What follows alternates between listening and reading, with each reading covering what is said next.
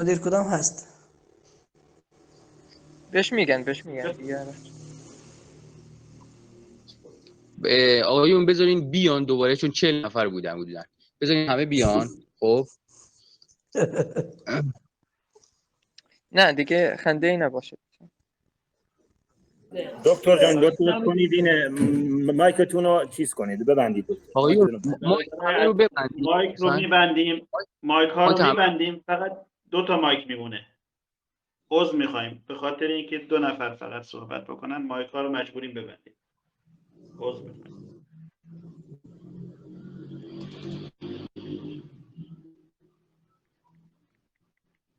صهیب محمدی یه دقیقه بیا پیوی.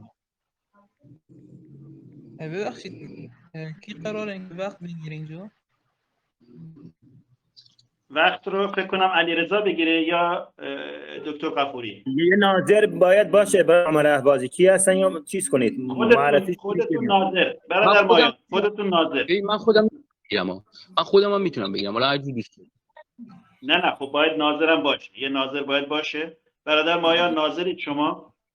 خب باشه من اینو ادامه میدم. اگر وقت نداشتم اگر وقت داشتم که تا آخرش میدم ان شاء الله. وقت نداشتم واگذار میکنم. باش.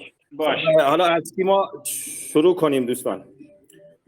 جناب هیولا شما بر اساس محور بس شروع کنید. 5 دقیقه به شما داده شد، بفرمایید.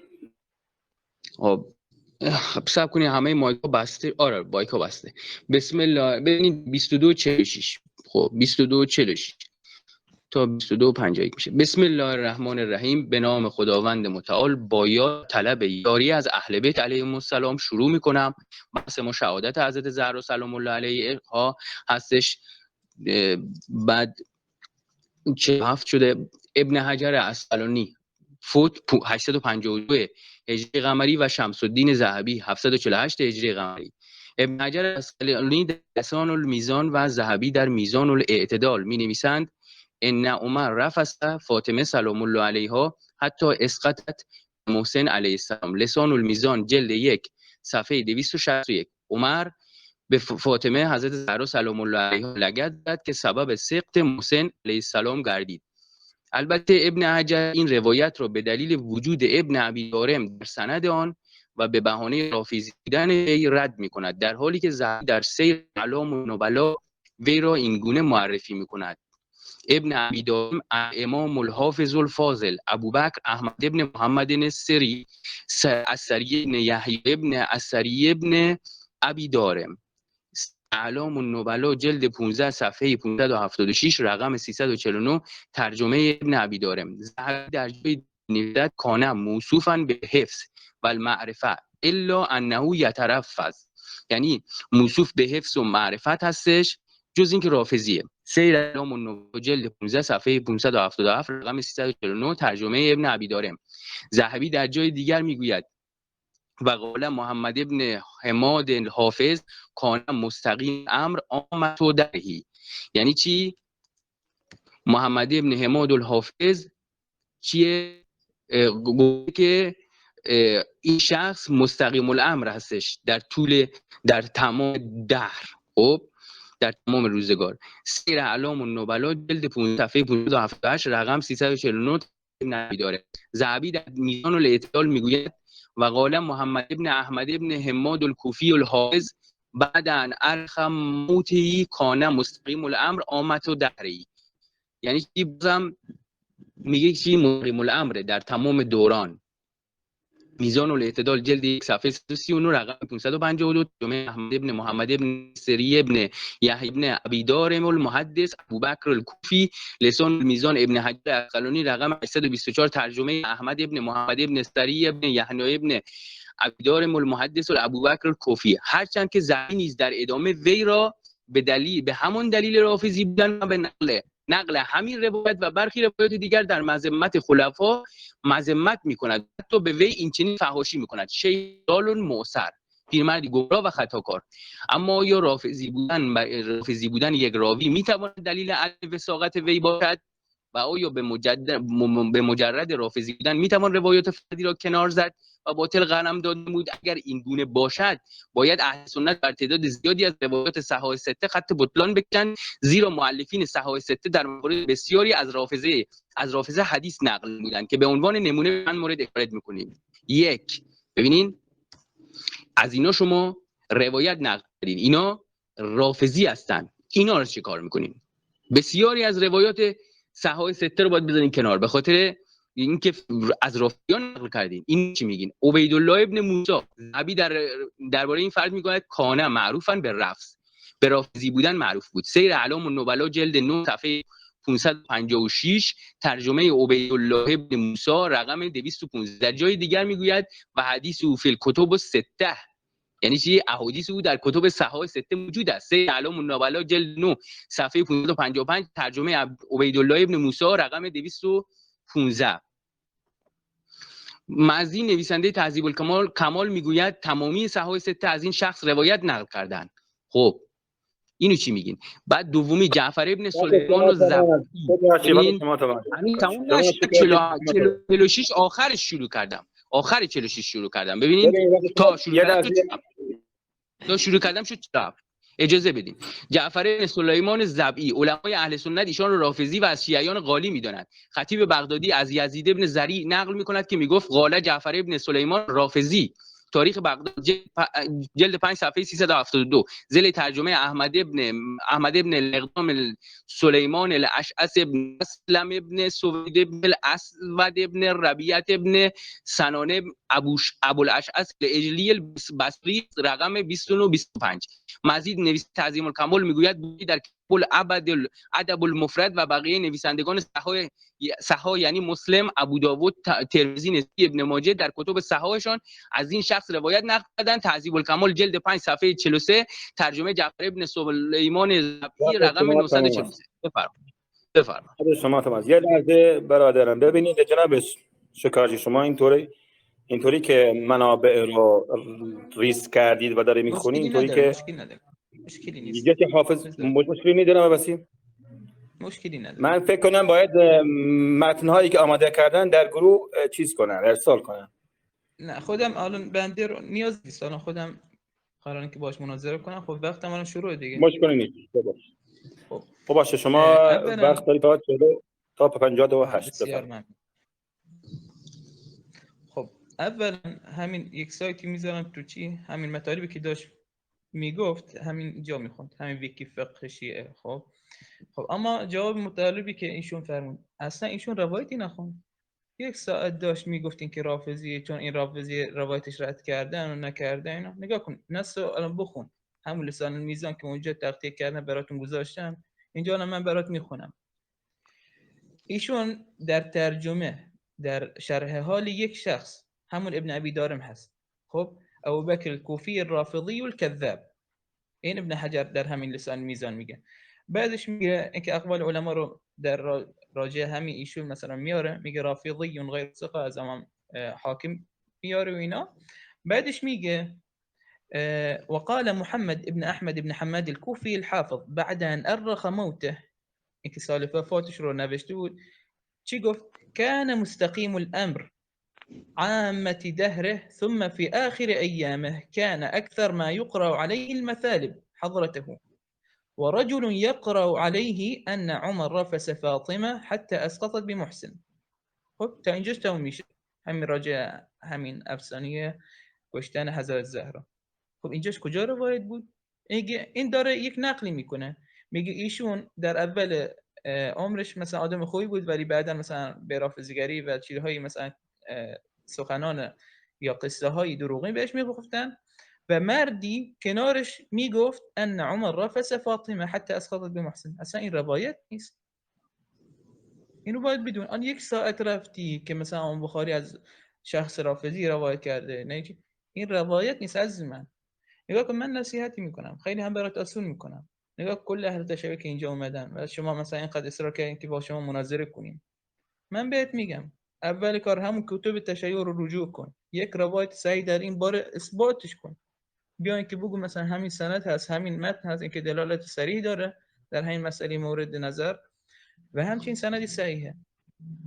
خب همین بخواد که اومدی شما مثلا به کتاب لسان المیزان ابن حجر که مثلا کلکان اهل سنت هم در این باره میدونن چیه، نیاز نیست که خیلی خوشحال اینا اون هم مثلا سایت رو برات فرستادن از کجا داشتی میخوندی، همون متن فارسی داشتی رو خونی میکردی. من از این خاطر گفتن که برای مناظره کردن یعنی حد و حدودی داره، حداقلش شرایطی داره.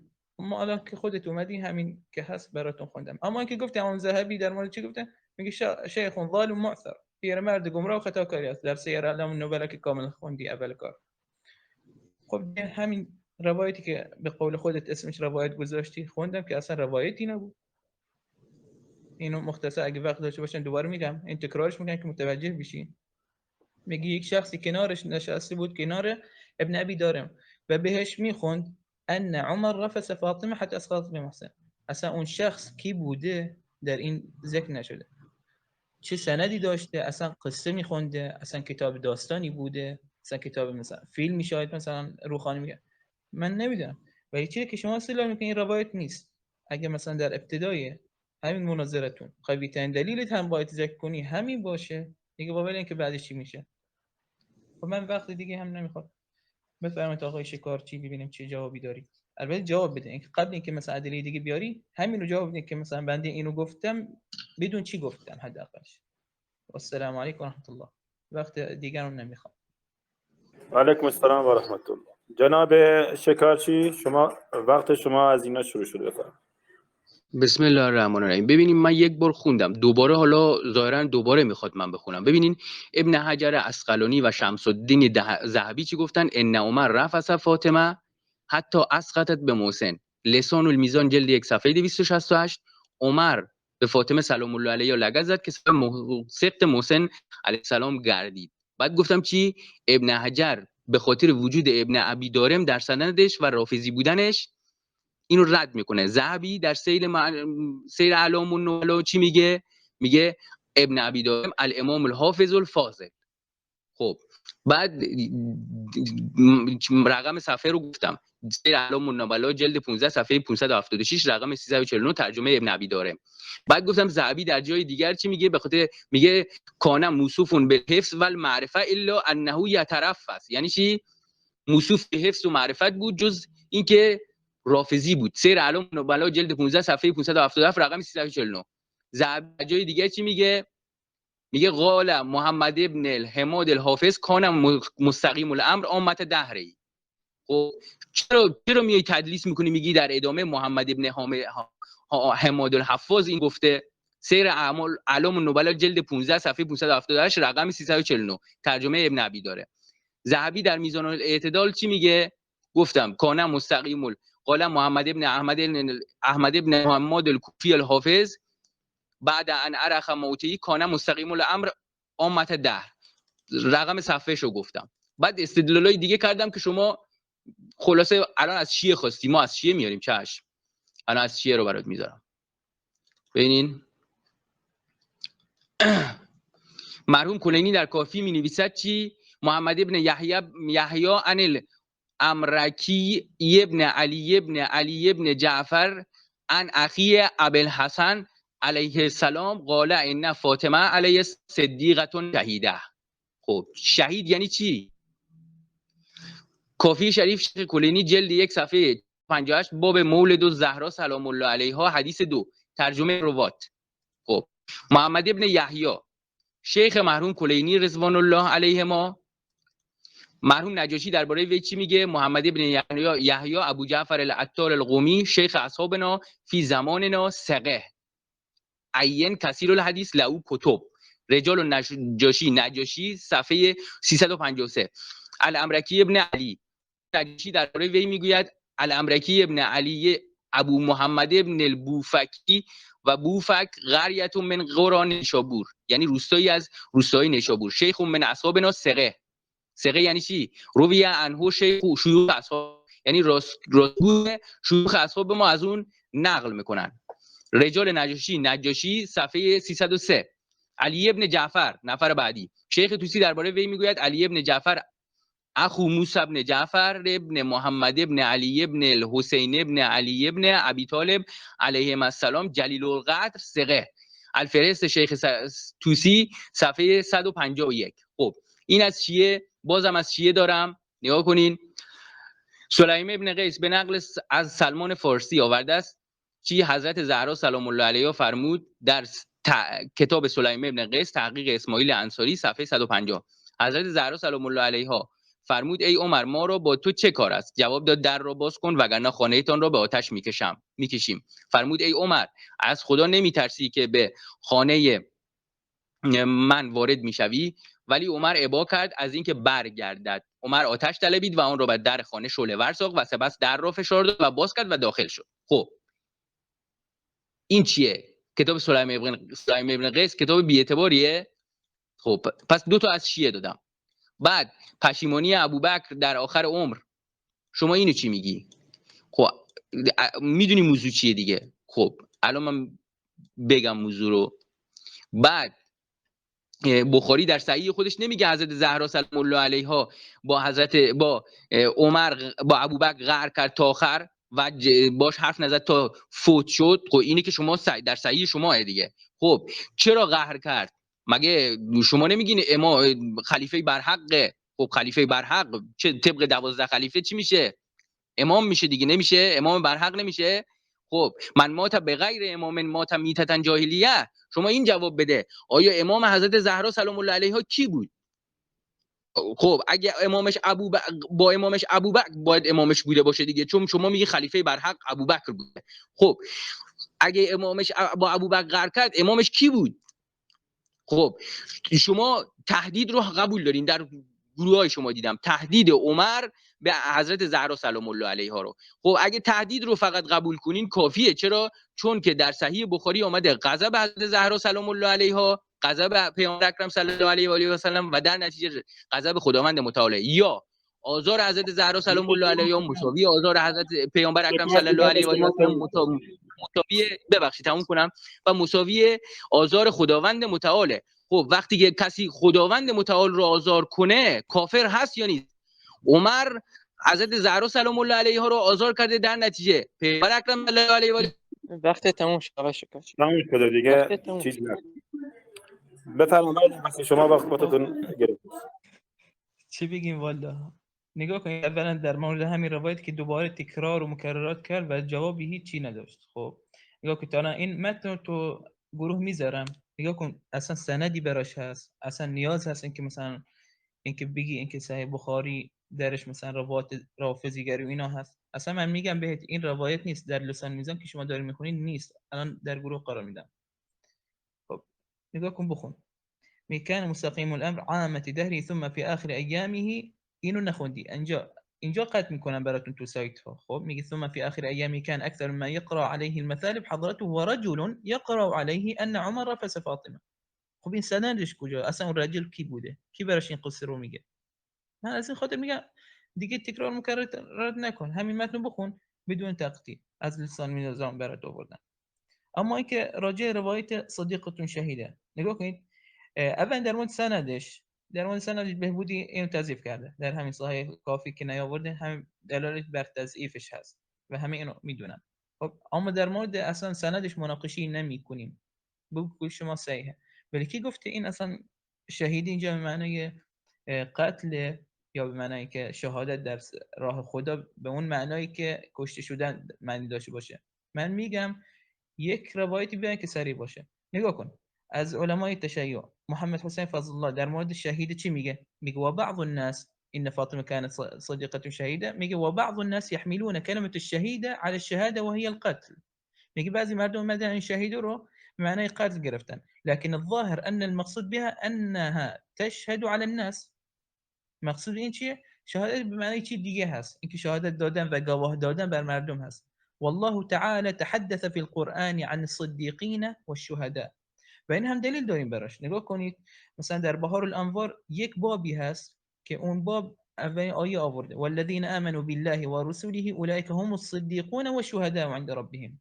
نگاه صدیقون بعد شهدا اومده، صدیقت شهیده. و این چیز واضح تر می هست در همین بهار الانوار جلد 64 صفحه 53 اون صادق چی میگه به نقل از پدرش؟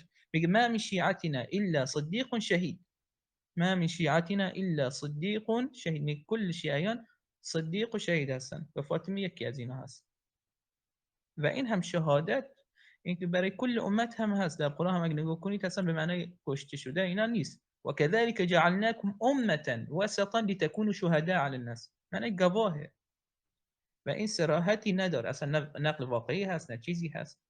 شما خودت هم مراجعه کنید همین میدونی. اینکه بعدش اینکه دوباره سرد کردی همین بدون سند بدون چیز همین چی، من هم بر اساس جوابهای خودت یعنی که نقولات خودت گفتی اینکه پشیمانی ابوبکر اینا قبول داره نداره اینا، من میگم این روایت اصلا ضعیفه. صحیح هم باشه هم اصلا دلالت بر قتل نمیده و قهر کردن رفت این که به قهر کردن. من از اول کار هم میدونم تا دست پاتون مثلا بسته بشه بیای به فدک و به مثلا خلافت و چرا اون کار کرد، چرا مثلا ایشون به این ظلم کرد، اصلا راجع این نیست. اون میشه بحث‌های دیگه هم باشه، ولی بحث امشب ما راجع یک روایت صحیح از کتب بنی بشری، شیعه باشه سنی باشه ملحد باشه هر کی باشه صحیح باشه که دلالت قتل صریح باشه درش. قهر کردن که ربطی نداشت. این گفتی آیا ایشون خلیفه از خلیفه فاطمه رضی الله عنها کی بوده اینا اصلا این ربطی نداره. و اینکه گفتید روایت حدیث بدون سند خوندی بدون چی، اصلا به فرض صحت سندش اصلا در خود روایت نمیگه اینکه مثلا با فاطمه رضی الله عنها مشکل داره، بلکه میگه با زبیر و علی رضی الله عنه. این هم به فرض صحتش لا احرق علیهم الباب نه علیکی، بر اونا میگه اگه بیرون اومدن برای بیعت کردن من بر اونا خونه میسوزونم. خب و اونجا هم در ادامه روایت چی میگه؟ میگه فاطمه رضی الله عنها رفتن اینکه بهشون گفتم و اینا هم در اومدن رفتن بیعت کردن. پس وقتی بیعت کردن هیچ چیز صورت نگرفت، هیچ چیز صورت نگرفت.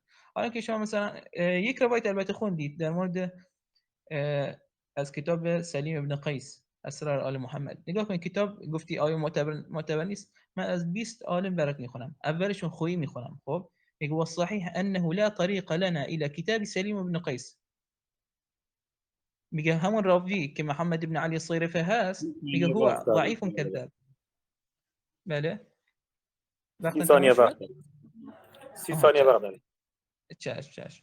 نگاه کن از جواد تبریزی این کتاب رد کرده، سعید علی سیستانی رد کرده، ناصر مکارم شیرازی چی میگه؟ هذا الكتاب لا يخلو من اشكال حتى من ناحيه السند. فضل الله محمدی حیدر حب الله هر کی بگه این ردش کرده. اگه میخوای برات کل اسکناش هم برات میفرستم. دیگه چیز دیگه هم نداشتی. یک روایت صحیح خواستم از شما، فقط اینکه من اثبات میکنم که اصلا از کتب خود تشیع دلالت هایی هست که حضرت فاطمه رضی الله عنها اصلا با یک مرگ طبیعی رفته. نگاه کنید روایت صحیح داری در اصول کافی علامه مجلسی هم تصحیح کرده در مرات العقول جلد 1 صفحه 241 میگه عن ابی عبدالله. وقتتون تموم شد برادر بسی. بفرمایید. این بسیار ممنون. پایان پارت دوم بود. پارت سوم شروعش با شما جناب چپاتی بفرمایید. بسم الله الرحمن الرحیم. ایشون که میگه آقا فلانی فلانجا فلان چیزو گفت، نه صفحه میده. من بگم باید حتما صفحه بدم همه چی رو با ذکر عربی بگم. ایشون فلانی در فلان کتاب فلان چیزو گفته. خب عجب، فضل الله رو مگه ما قبول داریم؟ مگه حرف عالم ما همه علما رو مگه ما گفتیم آقا همه اینو درسته؟ اصلا فضل الله رو بنده شیعه نمیدونم. شما میگی بعد پشیمانی ابوبکر در آخرین روزهای زندگی. خب ببینین ابوبکر در آخرین روزهای زندگی چی میگه؟ تعدادی که وی در آخرین روزهای عمرش اعتراف میکند که دستور هجوم به خانه صدیقه طاهره صادر کرده است. تعدادی از علمای اهل سنت از جمله شمس الدین ذهبی در تاریخ الاسلام، در تاریخ زندگی ابوبکر، محمد ابن جریر طبری در تاریخش، ابن قتیبه دینوری در امامه سیاسه، ابن عساکر در تاریخ دمشق چنین می‌نویسند: عبدالرحمن ابن عوف در بیماری ابوبکر بر وارد شد، به وی سلام کرد. پس از گفتگوی ابوبکر به او چنین گفت: من به چیزی تاسف نمیخورم مگر بر 3 چیز که انجام دادم و 3 چیزی که انجام ندادم و 3 چیزی که ای کار از خدا صلی الله علیه و سلم میپرسیدم. دوست داشتم خانه حضرت زهرا سلام الله علیها را حرمت نمیکردم هرچند برای جنگ بسته شود. ببینین لم وددت انی لم اکن کشفت بیت فاطمه سلام الله علیها و ان اغلق علی الحرب. تاریخ الاسلام جلد 3 صفحه 118، تاریخ طبری جلد 2 صفحه 600، جلد 3 صفحه 430، طبع دارالمعارف به مصر و الامامه و سیاسه ابن قتیبه دینوری تحقیق زینی جلد 1 صفحه 24، تاریخ مدینه دمشق ابن عساکر جلد 30 صفحه 422، شرح نهج البلاغه ابن ابی الحدید جلد 2 صفحه 46 تا 47، الموجب الکبیر طبرانی جلد 1 صفحه 62. اینا افسانه است دیگه. ببین اینا افسانه هاست دیگه. پس شما دینتون همه افسانه است دیگه. کتابای اصلیتون همه افسانه است. اینا کتابای بی اعتبار شماست. مجمع الزوائد الهیثمی جلد 5 صفحه 202 تا 203. ابوبکر گفته من به زور وارد خانه حضرت زهرا سلام الله علیها شدم. خب کسی که آزارش معادل آزار خداوند متعال کفر ثابت میشه. خب کفر ابوبکر و عمر ثابت کنیم اصلا ما نیاز نداریم شهادت حضرت زهرا سلام الله علیها رو اثبات کنیم که تهدید عمر کفایت میکنه برای ما. فقط تهدید عمر رو قبول کن، همین. دین شما برباد میره. چرا؟ چون تهدید یعنی آزار. من الان شما رو تهدید کنم آزار نیست؟ نمیترسی؟ آزار حضرت زهرا سلام الله علیها معادل آزار پیامبر اکرم صلی الله علیه و آله و سلم، معادل آزار خداوند متعال. جنابش نه شکارچی، جناب شکارچی اجازه نمیدم. در محور بحث باشید. ببینید شما اینجا اومدید یه لحظه صبر کن تا سوی نزدم. شافعی جلد 1 یه لحظه صبر کن جناب شکارچی. اینجا محور بحث افسانه شهادت فاطمه هست. به همین موضوع برای شما چیز کنید و بپردازید، نه غیر از این. بهتون اجازه نمیگیم. بفرما در همین موضوع اگر دارید بفرما، در غیر این صورت قطع میکنم دیگه. بفرما.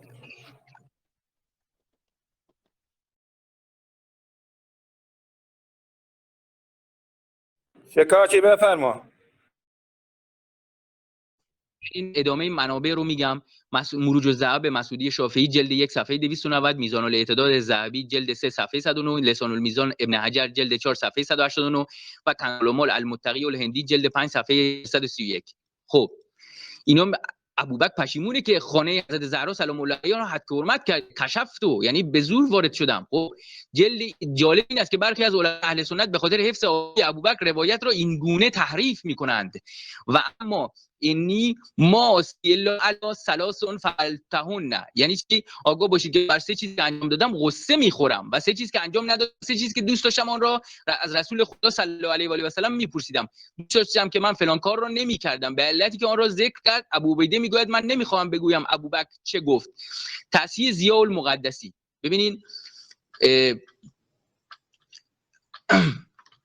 ببینین الان باید تصحیح سند کنم. ببینین خب من اونی که گفتم وددت انی یوم سقیفه از موجم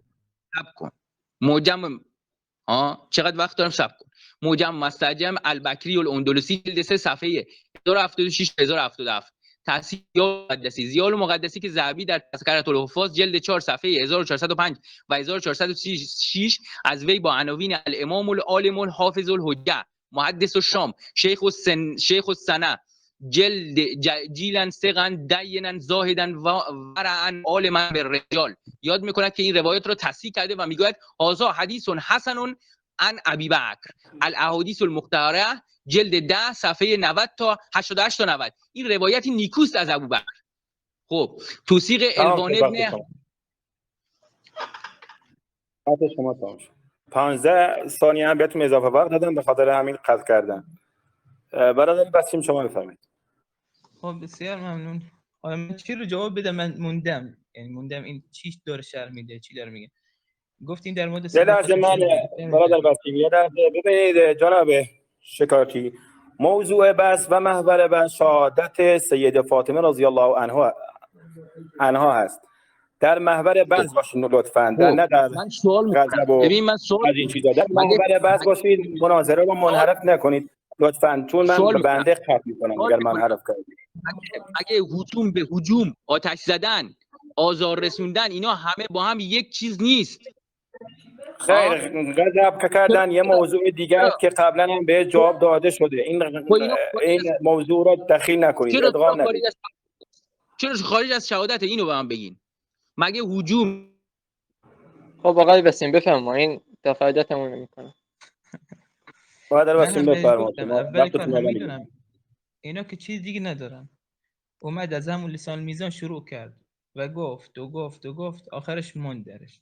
تا حالا هم نفهمیدید در لسان میزان چی نوشته، اصلا ابن ابی دارم کیه، چی کار کرده چی کار نکرده. فقط اینکه همین سایت میخونه، 100 تا منبع میخونه که فکر کرد، پس بعد تعجب میکنه میگه چطور این الان افسانه است، 100 تا منبع خوندم. اگر راجع همین یه چیزی که خوندی فقط بدون سند هم خوندی در مورد پشیمانی ابوبکر صدیق، حداقل در مورد، نمیگن که وارد متنش میشن، وارد متنش میشن 6 7 اشکال هم برات میگیرن، خب و یا اینکه دلالتی بر قتل هم نمیده اصلا، اما اینکه همین کفایت میکنه. الوان ابن داوود البجلی در سند هست، خب اما بخاری در مورد چی میگه؟ منکر الحديث. عقيلي چی میگه؟ له حديث لا يتابع عليه ولا يعرف الا به. وقال ابو سعيد بن يونس منكر الحديث در کتاب لسان الميزان صفحه 472 جلد 4 و همچنین کتاب های دیگه. گفته از میزان الاعتدال، میزان الاعتدال همین حرفو میاره، میزان الاعتدال ذهبی همین حرفو میاره، صفحه 108 جلد 3 چی میگه؟ میگه عنوان ابن داود البجلی الى اخر، میگه ويقال ابن صالح منكر الحديث. وقال العقيلي له حديث لا يتابع عليه ولا يعرف الا به. ابو سعيد ابن يونس چی میگه؟ میگه منكر الحديث. این حدیث اصلا کلا به باد رفته سندن. اگه شما مثلا کتب اهل سنت یا همین بحثا رو دنبال میکرد میدونستی اصلا چنین چیزی نیاز نبود هم استدلال کنی و بعدش هم تعجب میکنی. نگاه کن در متن حدیث هم همینه، فوددت انی لم اكن کشفت بیت فاطمه و ترکته. اصلا نمیگین که در مورد فاطمه اینکه خود فاطمه کشتم چی، راجع همون در مورد بیعتی که بود که اولی هم سخنش گفتی، دوباره اینکه تهدید به قتل و اینا بود، اون تهدید به حضرت فاطمه نیست. اصلا شما بگو اینکه اونجا خواست مثلا حضرت علی رو بکشه، شما اینو بگو، ولی بحث امشبمون این نیست. گفتی کفر ابوبکر و عمر و اینا، والعیاذ بالله، اگه میخوای مثلا در همین مورد اصلا در حد بحث‌های چنین چیزی اصلا نیستی، و میگم حداقلش این ربطی به موضوع امشب نداره. شما تا الان یک روایت صحیح نیاوردی. الان یک ساعت داشتی میخوندی در مورد پشیمون بودی، پشیمانی ابوبکر صدیق، که همین با یک جمله ضعیف بود ردش کردم. و اینکه گفتی در مورد فدک یا در مورد اینکه خلیفه فاطمه رضی الله عنها کی بوده، اینا دیگه من کار ندارم، چرا که بحثمون نیست. خب من تا الان موندم در مورد کتاب سلیم ابن قیس. من برات گفتم چی رو گفتین که مثلا من صفحه و اینا نمیدم. از ابو القاسم الخوئی در کتاب معجم رجال الحديث جلد 9 صفحه 235 اینو چی میگه؟ میگه وكيف ما كان فطريق الشيخ الى كتاب سليم بن قيس بكل سنديه ضعيف. میگه اصلا کتاب این کلا سندش ضعیفه. این هم تنها در یک کتابش نگفت، در صلات النجات جلد 5 صفحه 376 هم همینو گفته، در استفتاحاتش هم همین گفته. سید علی سیستانی هم همینو میگه، میگه فی سنده اشکال این در قابسات من علم الرجال جلد 2 صفحه 201. ناصر مکارم شیرازی در یک اسایدایی که داره مثلا همین استفتاءاتی که داره، اگه میخواید براتون قرار میدم، میگه هذا الكتاب لا يخلو من اشکال، هذا الكتاب لا يخلو من اشکال. 20 قول من دارم در مورد همین کتاب سلیم بن قیس، و اصلی ترین دلیل تشیع در وارد همین قتل حضرت زهرا یا این افسانه همین کتاب سلیم بن قیس، در حالی که خود کتاب ابن سلیم بن قیس و راویانش اصلا کلا مردود هستن از تشیع. خب چقدر وقت دارم ببخشید؟ شما 1 دقیقه وقت دارید. 1 دقیقه وقت داریم. خب از یک روایت خواستم بخونم در اصول کافی جلد 1 صفحه 241 در مرآت العقول هم تصحیح کرده علامه مجلسی. روایت دارن عن أبي عبيدة عن أبي عبد الله قال إن فاطمة مكثت بعد رسول الله صلى الله عليه وسلم 75 يوما 75 يوما 75 روز اونجا، یعنی بعد از پیامبر زنده بود. وكان دخلها حزن شديد على أبيها وكان جبريل يأتيها فيحسن عزاءها على أبيها. میگه که اینجا داره چی رو میگه؟ میگه اینقدر موند 75 روز زنده موند و بعدش عطف میکنه وكان دخلها حزن شديد على أبيها. حزن شدید یعنی داره ظاهرا همین سبب فوت حضرت زهرا همین حزن شدید بر پدرش هست که مریض بود، بیمار بود و فوت کرد. و شما الان تا الان یک دلیل صحیح نیاورید، نه از کتب اهل سنت، وقتتون تموم شد برادر. خب حداقل همین بگم، حداقلش همین بگم، اینکه به جای منبع خوندن 100 تا منبع خوندن، یک متن بگیر همون تصحیحش می‌خواست بکنی، می‌خواد سندش بکنی، اینو کافی می‌کنه. بفرمایید. بسم الله الرحمن الرحیم. ببینیم مبنای خویی با مبنای روایت ها که مبنای خویی رو چندان. جناب مشکاجی. ببینید نوبت منه دیگه. ببینید 23 و 19. خب مبنای خویی رو شما گفتی، من مبنای خویی رو چندان موافقش نیستم، چون با مبنای خویی بیشتر احادیث شیعه میره کنار. خب بعد گفتی یکی گفته یا کتاب سلیم لا یخلو من اشکال. خب لا یخلو من اشکال یعنی اشکال خالی از اشکال نیست، یعنی باعث میشه که این حدیث رو با این حرف داری تضعیف میکنی. عجب. بعد گفتی که در مرآت العقول هست، اصلا آدرس ندادی.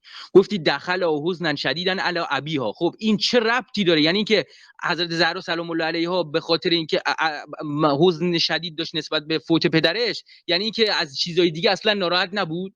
عجب استدلالی، واقعا استدلال خیلی جالبه و منو زیر سوال میبری. جالبه. امام جوینی 730 هجری قمری وفاتش. خب چی گفته؟ جوینی استاد ذهبی از رسول خدا صلی الله علیه و آله و سلم این گونه روایت کرد: روزی پیامبر صلی الله علیه و آله و سلم نشسته بود. حسن ابن علی یعنی امام مجتبی علیه السلام بر او وارد شد. دیدگان پیامبر اکرم صلی الله علیه و آله و سلم که بر امام مجتبی افتاد اشکالود شد. سپس حضرت سید الشهدا علیه السلام حسین ابن علی علیه السلام بر آن حضرت علیه السلام وارد شد. مجددا پیامبر اکرم صلی الله علیه و آله و سلم گریست. در پی آن دو حضرت زهرا سلام الله علیها و امیرالمومنین علیهم السلام بر پیامبر اکرم صلی الله علیه و آله و سلم وارد شدند. اشک پیامبر اکرم صلی الله علیه و آله و سلم با دیدن آن دو نیز جاری شد. وقتی از پیامبر اکرم صلی الله علیه و آله و سلم علت گریه بر حضرت زهرا سلام الله علیها را پرسیدند، فرمود، عربیشو نمیخونم، زمانی که حضرت زهرا سلام الله علیها را دیدم به یاد صحنه ای افتادم که پس از من برای او رخ خواهد داد. گویا میبینم ذلت وارد خانه او شده، حرمتش پایمال گشته، حقش غصب شده، از ارث خود ممنوع گشته، پهلوی او شکسته شده. این پهلو شکستن کشتن نیستا، پهلو شکستن کشتن نیست. شما میگم دیگه و فرزندی را که در رحم داره سخت شده، اینا کشتن نیستا، اینا افسانه های کتابای شما، در حالی که پیوسته فریاد میزند وا محمدا، ولی کسی به او پاسخ نمیداد. کمک میخواهد اما کسی به فریادش نمیرسد. پهلوش شکوندن باعث قتلش نشد. این قتل رو من ثابت نکردم، شاهد باشین. و اول کسی است که از خاندانم به من ملحق میشود و در حالی بر من وارد میشود که محزون، گرفتار، غمگین و شهید شده است. اینم همون شهیدی، شهید کشته قتل نیستا. این شهیدی که یعنی گواه هم میتونی بگیری دیگه. الان شما بگو این شهید گواهه، منم قبول میکنم، باحاله، تو که دروغ نمیگی. و من در اینجا میگویم خدایا لعنت کن هر که به او ظلم کرده، کیفرده هر که حقش را غصب کرده، خار کن هر که خارش کرده و در دوزخ مخلد کن هر که به پهلویش زده. عمر نزد، من زدم. تا فرزندش را سخت کرده و ملائکه آمین گویند. ذهبی در شرح حال امام الحرمین جوینی میگوید ذهبی هم دروغگوه. ذهبی هم بس کجا معلوم آدم اصلا شیعه بوده ذهبی. و سمعت من الامام المحدث الاوحد الاکمل فخر الاسلام، فارسیشو میخونم، از امام روایت کننده. من اول اونی که خوندم فرائد السمتن جلد 2 صفحه 34 35 بود، اون روایتی که خوندم. خب الان اینو از ذهبی میخونم. ذهبی در تذکرة الحفاظ جلد 4 صفحه 1505 و 1506 رقم 24 گفت: از امام روایت کننده و حدیثگوی یگانه کامل فخر اسلام و صدر دین ابراهیم ابن محمد ابن المعیر ابن الحمویت الخراسانی الجوینی روایت شنیدم، یعنی درس گرفتم. و در ادامه میگه و وی بسیار روایات و به دست آوردن کتب حدیثی اهمیت میداد، بسیار به روایات و به دست آوردن کتب حدیثی اهمیت میداد، خوش صدا و خوش سیما بود و شخص با هیبت و دیندار و صالحی بود. خب الان شما در وقت خودت انشالله به من بگو دیگه، بگو که اینا مثلا راسته، اینا افسانه است. اگه شما شهادت حضرت زهرا سلام الله علیها رو افسانه میدونی، سوال من چیه؟ این افسانه کتابای شما افسانه میشه دیگه، نمیشه؟ آخه این یکی دو تا که نیامد. اینو به من جواب بده. بگو این کتابای ما افسانه میشه، کتابای شما افسانه میشه. آخه این خیلی از کتابای شما افسانه میشه. این افسانه میشه، اونا افسانه نقل کردن دیگه، افسانه سرا بودن دیگه. مثلا مثل شاهنامه فردوسی که ما میگیم افسانه است. من وقت ندارم تصحیح سندو بگم که من تو وقت بده 1 ساعت و نیم 2 ساعت من تصحیح سندو بیارم برات. تو وقت ندارم، مثلا من تو روایت نقل کنم وقتم تموم میشه. من دارم باز از دیگران. وقتم تموم شد. ببین شما به من میای میگی که این کتاب رو فلانی گفته لا یخلو من اشکال، کل حدیثاش یعنی باطله. از جمله این حدیث. خب پس منی که صفحه میدم، آدرس میدم، بعد میگم این استاد فلانی بود، شاگردش اینو تصدیق کرد، مال من میشه اشکالدار. خیلی راحت مثلا این چنین هم افسانه بوده. آره خود مثلا در رو به زور باز کرد، مگه کشت؟ خود در کی رو باز کرد؟ در کی رو به زور باز کرد؟ در دختر اول شخص خلقت، همسر دوم شخص خلقت، مادر 11 ماه. غضبش مساوی غضب پیامبر اکرم صلی الله علیه و آله و سلم و مساوی غضب خداوند متعال. کسی که پیامبر اکرم صلی الله علیه و آله و سلم در میبوسید، رکوع میکرد.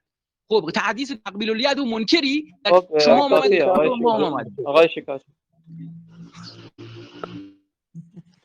برادر وسیم وقت شما شروع شد.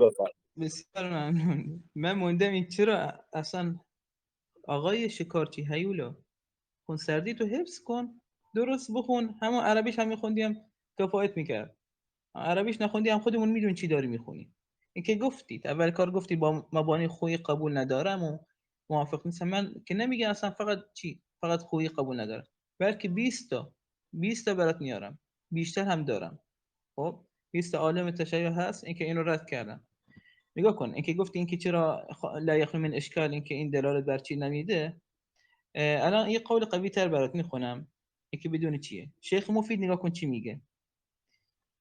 غير أن هذا الكتاب غير موثوق به وقد حصل فيه تخليط وتدليس فينبغي للمتدين أن يجتنب العمل بكل ما فيه. بكل ما فيه من کسی که متدین هست به کل همین کتاب مثلا نباید بهش اعتماد کنه. این شیخ مفید داره میگه در تصحیح الاعتقادات الامامیه صفحه 149.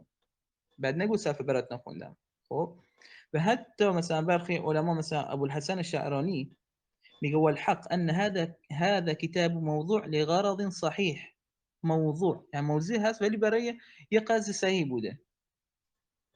والظاهر انه وضعه في اواخر دوله بني اميه. این کجا میگه؟ در شرح اصول کافی میگه جلد 2 صفحه 307. این علامه شعرانی میگه. این در مورد چی که داشتیم میخونیم کتاب سلیم ابن قیس. بعد گفتی اینکه دخل حزن شدید هیچ دلالتی نمیده. آیا دخل حزن شدید دلالت نمیده اینکه مثلا غم دیگری هم نباشه؟ من اینو اصلا بهت نمیگم اینکه مثلا فقط حضرت فاطمه یک بار در زندگیش مثلا غمگین شده. نه من میگم حضرت ببخشید امام صادق چی رو ذکر میکنه؟ میگه که اینقدر مدتی مثلا زندگی کرد حضرت فاطمه بعد از وفات پیامبر و اینکه خیلی هم حزن شدید برش وارد شده. داره یعنی مرگش رو به همین حزن شدید ارتباط میده، نه اینکه گفتن که مثلا بار دیگه هم چیزی نشده. اینکه خوندید از همین جوینی از فرایت السنت، البته این کتاب اهل سنت هم نیست، اما اینکه به عنوان کتاب هر بنی بشر که هست دیگه اینو قبول داریم. حد اقلش برات میخونم، نگاه کن در سندش که نخوندی نه عربیش هم داری میدونن که نداریش بکنم از سایه داری میخونی. یکی از روایتش که علی ابن ابی حمزه یا ببخشید الحسن ابن علی ابن ابي حمزه بطائني. خب این شرح حالش چیه؟ طعن عليه وروى انه كذاب ملعون. كذاب ملعونی هست. این کی میگه؟ ابن داوود حلی در کتاب الرجال جلد 1 صفحه 238. و همچنین روایت دیگه داره، دقاق داره، مجهوله، یعنی پر از مجاهیل اینجا. واسه ابن یزید النوفلی، موسی ابن عمران النخعی، همشون مجهوله اینجا. فقط یکیش برات خوندم با مدرکش دادم دیگه، اینکه بعد نگین که ندادم. خب دیگه چی داشتی؟ اینکه بعد اومدی مثلا مسخره کردی و خندیدی و با خودت بازی کردی، اینکه فکر کردی چیز جدید آوردی. نگاه کن الان کل حرف در همین که حرف زدی با 2 جمله مثلا میشد اختصار داد. اما مبانی خویی قبول نداری نگفتم فقط خویی، گفتم 20 عالم و برات خوندن شیخ مفید، آدرسش هم بهت دادن. علامه شعرانی هم در شرح اصول کافی هم گفته این کتاب اصلا موضوع هست، کتاب موضوعه، مثلا سلیم بن قیس صاحبش هم نیست میگه. نه که در مورد حزن شدید هم توضیح دادم. در مورد جاینی که روایتش خوندی یک راوی کذاب داشت، حد اقلش همینه، با 30 تا مثلا راوی مجهول داشت. خب و این هم کتاب اهل سنت نیست که فقط اینکه به مجرد که بدونی میگه این که اهل سنت و ذهبی کذاب نیست، چیزی که میگفتی. خب من تا الان منتظرم یک روایت صحیح بیار. گریه نکن، نیاز هم نیست که خیلی خودت مثلا غمگین بشی، اعصابت خورد بشه. یک روایت صحیح بیار. من هر روایت آوردی ردش کردم و هم با حرف خودم ردش نکردم، با سند و ادله روایت نقد کردم. در مورد پشیمانی ابوبکر صدیق که برات بیان کردم که هیچی اصلا حرفش نزدی. در مورد لسان میزان که اصلا کلا ساکت شدی و در همین موارد هم ساکت میشید. ببینیم بعدی چی داری، بفرمایید. من فرصت ندارم.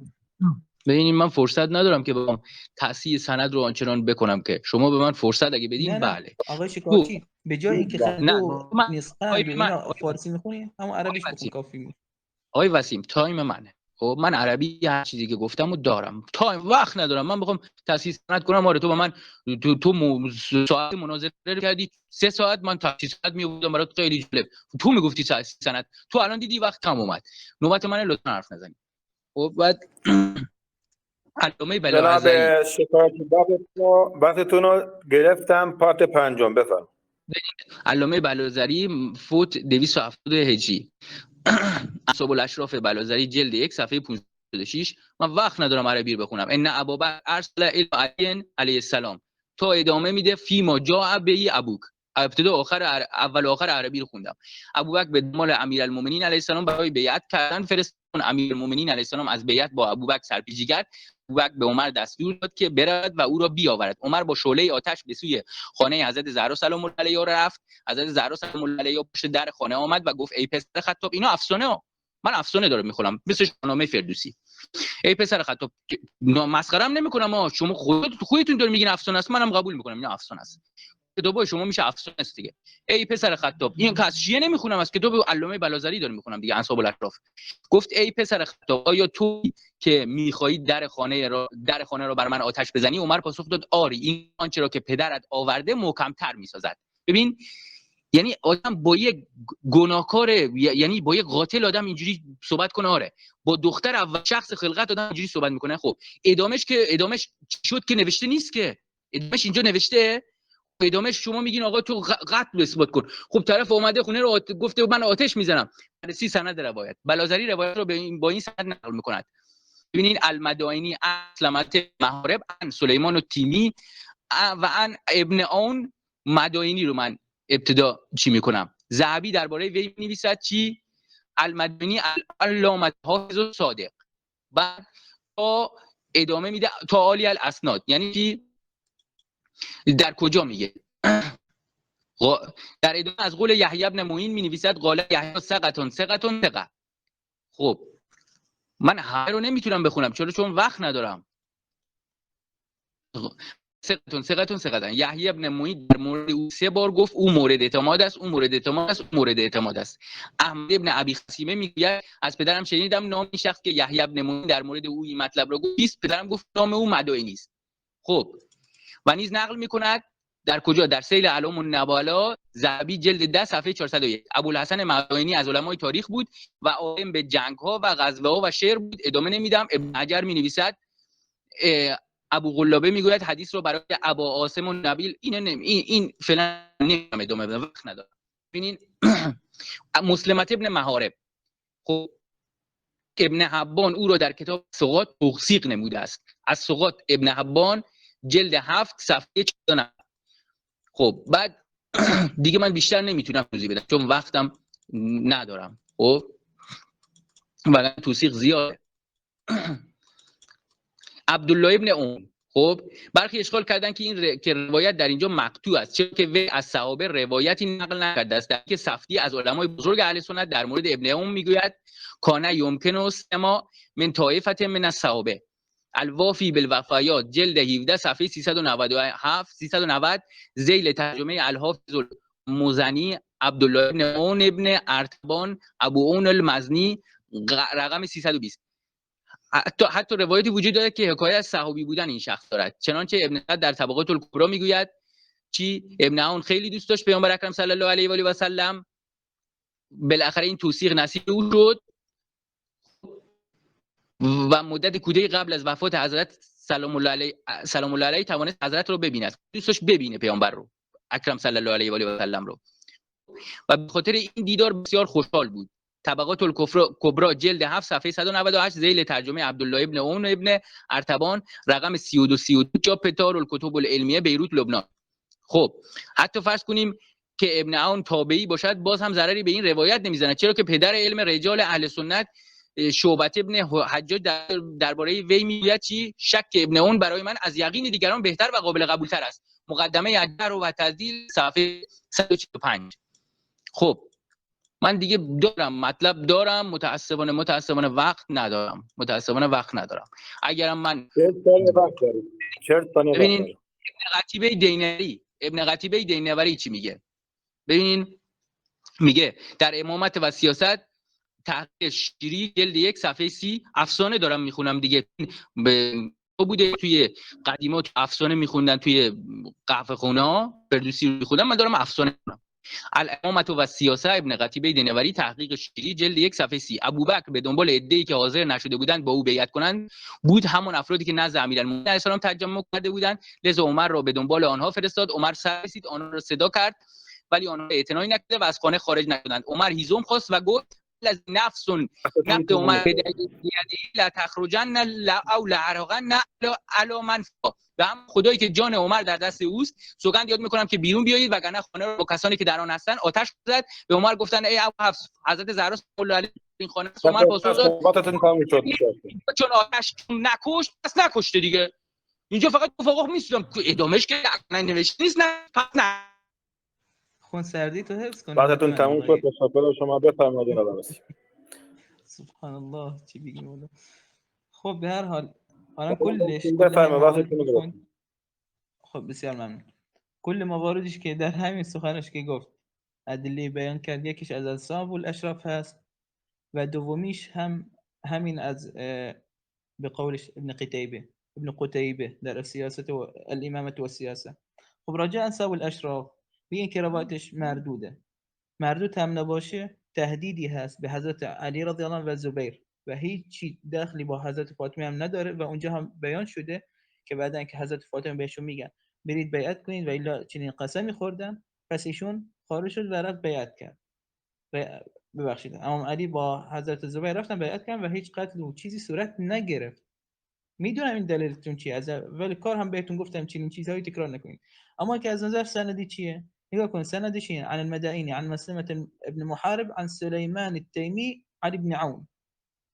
خب عن سليمان التيمي وعن ابن عون، يعني هذا توشين كروي كان. اولا انك مسلمة ابن محارب ایشون مجهول هست، مجهول الحال. كتاب مصباح الأريب في تقريب الرواة الذين ليسوا في تقريب التهذيب صفحه 285 ایشون مجهوله. و همچنین در سیرت النبویه برای اکرم ضیاء العمری هم اومده و مسلمة بن محارب الزیادی مجهول و همچنین در کتاب‌های دیگه در جرح و تعدیل و غیره که هست. و اینکه مشکل اصلیش چیه؟ مشکل بدترش از اینکه اصلا سند انقطاع بزرگی داره. ابن عون که داره روایت میکنه، هم ابن عون داره روایت میکنه هم سلیمان التیمی. سلیمان التیمی کی مثلا متولد شده؟ سال 46 هجری.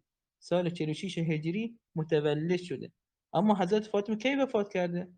سال 11 هجری. 11 هجری خیلی میگیم 12 هجری. 30 سال فاصله از بین تولدش. کجا برسیم که به اخذ حدیثش؟ ایشون از کجا آورده؟ این هم دارم میگم با اینکه متنش هم مناقشه کردم. خب اینو دارم بهت میگم. اینکه دلیل اینکه مثلا متولد شده سال 46 هجری چیه؟ تاریخ ذهبی جلد 3 صفحه 879. و همچنین ابن عون این هم بدتره. سال چند متولد شده؟ سال 66 هجری. یعنی بینش و بین حضرت فاطمه و بین وفاتش 50 ساله تا ایشون متولد شده. اینکه بزرگ بشه، شیر بخوره، حرکت کنه بدون کتاب و حدیث چیه؟ دی خیلی مونده. این هم تهذیب الکمال فی اسماء الرجال برای علامه مزی هست جلد 15 صفحه 401. خب این که گفتی مرسل و نه مرسل و اینا، این که خیلی مثلا قبول دارم مرسل و این اصلا نزد جمهور اهل علم مرسل مردوده. الحديث المرسل لا يحتج به عندنا وعند جمهور المحدثين وجماعة من الفقهاء. این امام نووی میگه، در حالی که اینا در احکام و در عقایدی که مثلا مانند همین قتل حضرت زهرا یا این افسانه که نزد تشیع به عنوان یک عقیده میشناسن، این اصلا هیچ وقت از مرسلات استفاده نمیشه. شما اصلا خودتون نگاه کن در یک محکمه، در یک پیش قاضی برید، اگر قاضی شک کنه به همون حادثه، به همون مجرم شک کنه، هیچ وقت اصلا قضاوت چنین نمیکنه. و در حالی که شما الان سالها دارید هر کس که هست مثلا فوش بیرا میکنید. الان خودت داری میخونی میگه وقت ندارم، هی میخندی میرقصی، نه چیکار میکنی اصلا؟ من موندم. خب و این که خوندید از کتاب، ببخشید، از کتاب الامامة و سیاسه برای ابن قتیبه اصلا نیست، اصلا بگو هم باشه، ما قبول کردیم ابن قتیبه همون چیزی که معلوم الحال باشه که نزد اهل سنت از جزء علما میدونیم، اما اصلا این کتابی که میخونی، این کتاب میخونی هیچ سندی نداره، همین روایت، یا اصلا روایت نبود، نقل قول اینجوری بود داستانوار که هیچ سندی هم نداره. نگاه کن از اینجا شروع میشه، کیف كانت بیعت علی اکرم الله وجهه و ان ابا بکر رضی الله عنه تفقد قوما تخلفوا عن بیعه، رفت. سندی داره؟ سندی هم نداره، سندی نداره. خب دیگه گفتی موزی و میبله و نمیدونم ابن میعین و اینا چیزهایی که میخوندی اصلا اسمش هم افتضاح بود، چیز دیگه هم نداشتی. تا انا موندم یک روایت صحیح بیار، یک روایت صحیح بیار. نمیخواد داد و بیراه بکنی، اینکه من میرقصم، یا اینکه بگی بخندم، یا اینکه بگی نه اینا بازی یه هست، وقت اینا دارید. بازی. تایم چندمون هست؟ تا اینکه بدونیم تایم بازی. چی؟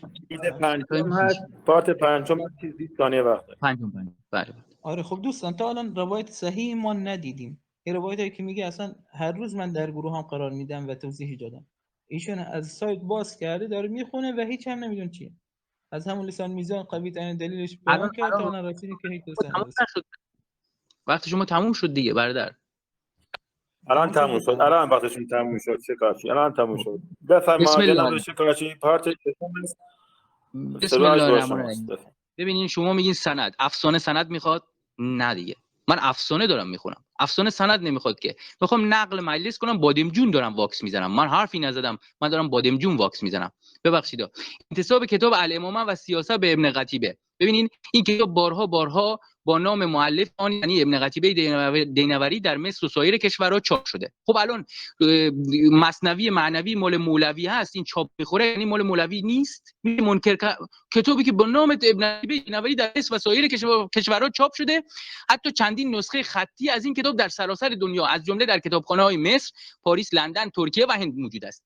بسیاری از علمای اهل سنت، حتی از علما و بزرگان معاصر آنها، به تالیف این کتاب و صحت انتساب به ابن قتیبه تصریح دارند. مثل چی؟ ابن حجر هیثمی در کتاب تطهیر الجنان و لسان، تطهیر الجنان و لسان، ابن حجر هیثمی صفحه 72. دیگه وقت ندارم بقیه رو بخونم، میام از روایت خیلی، من مطلب زیاد دارم. تو میگفتی 2 دقیقه مناظره کنیم، من میگم وقتمون باز کم دارم. محمد ابن جریر طبری 310 هجری قمری در تاریخ طبری جلد 2 صفحه 443. ظاهرا اینم افسانه است دیگه. عمر ابن خطاب به خانه امیرالمومنین. تو میگی که آقا تو در رو بشکنه، خب ادامهش که نکش، پس نکشته. در رو اگه سوزونده پس نکشته. و ادامهش که ننوشتن که عمر ابن خطاب به خانه امیرالمومنین علیه السلام آمد در حالی که گروهی از مهاجران در آنجا گرد آمده بودند. وی رو به آنان کرد و گفت به خداوند متعال سوگند، خانه را به آتش میکشم مگر اینکه برای بیعت بیرون بیایید. زبیر از خانه بیرون آمد در حالی که شمشیر کشیده بود. ناگهان پای او لغزید و شمشیر از دستش افتاد. در این موقع دیگران بر او هجوم آوردند و شمشیر را از دست او گرفتند. چون ادامه نوشته نیستش که حضرت زهرا سلام الله علیها رو کشتن، پس نکشتن. این انقدرش هم افسانه. بررسی سند روایت. خب ببینه سند چیه؟ حدثنا ابن حمید یا حمید قال حدثنا جریر عن مغیره عن زیاد ابن کلیب. خب حمید ابن محمد رو من میگم. مزی در تهذیب الکمال در ترجمه وی می‌نویسد عبدالله فرزند احمد ابن حنبل میگوید از پدرم شنیدم میگفت تا زمانی که محمد ابن حمید زنده بود علم در ری باقی بود. خب من بقیه رو دیگه متاسفانه وقت ندارم. در تهذیب الکمال جلد 25 صفحه 100 اینو گفته. حالا جریر ابن عبدالحمید ابن قرط زبی یا زبی، وی از راویان صحیح بخاری و مسلم است. ببین در وثاقت وی شک و شبهه‌ای نیست. مزی در تهذیب الکمال در ترجمه وی، اصلا مزی شیعه بودا، مزی اصلا سنی نیست. تو میتونی در موقع وقت خودت این حرف رو بزنی. مزی در تهذیب الکمال در ترجمه وی می‌نویسد قال محمد ابن سعد کان ثقة کثیر العلم یرحل الی. ببینین تهذیب الکمال جلد 4 صفحه 544. محمد ابن سعد میگه چی؟ او مورد اعتماد، اطمینان و دارای علم زیادی بود که مردم به سوی او سفر می‌کردند. او حجت بود و همه کتابای صحیح. خب مغیرة ابن مقسم زبی، وی نیز از راویان بخاری مسلم است. مزی در تهذیب الکمال درباره وی میگوید ان ابی بکر ابن عیاش ما رأیت احدا افقه من مغیره فلزمته. این عربیش هم خوندم باز نگی که نداری. تهذیب الکمال جلد 28 صفحه 400. ابوبکر عیاش چی گفته؟ کسی رو داناتر از مغیره ندیدم که بخوام با او همراه شوم. یحیی بن معید چی گفته؟ او مورد اطمینان و امین است، ثقة مأمون.